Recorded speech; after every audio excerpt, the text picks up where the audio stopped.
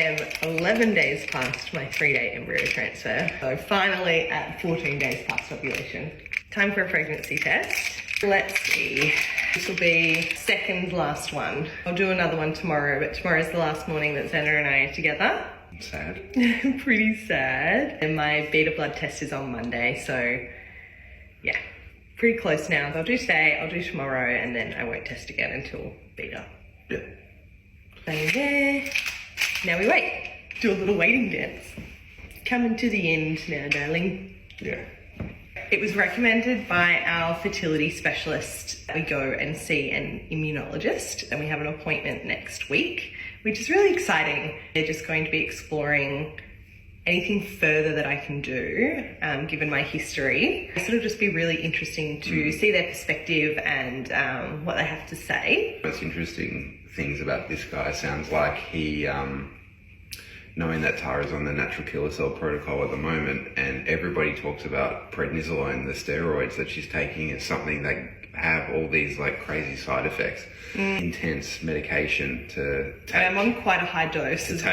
And then recommend an alternate medication instead of the prednisolone, which have seemed to help people get results like the next cycle. The other medication, what prednisolone does is it suppresses your immune system.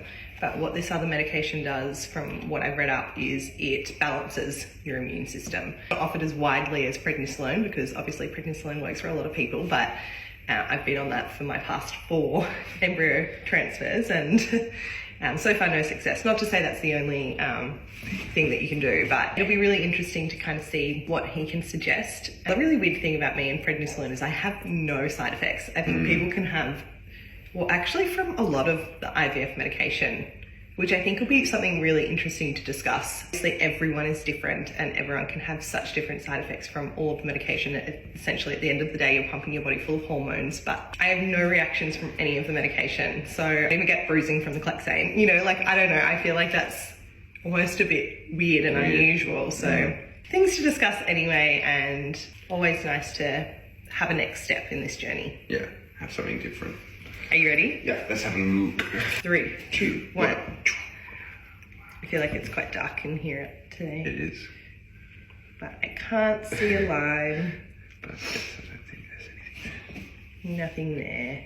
We're coming to the reality of maybe there's not going to be anything there. I know we're still a few days away from our beta, but it's technically 14 days past ovulation today, so the majority of people would have a line by now.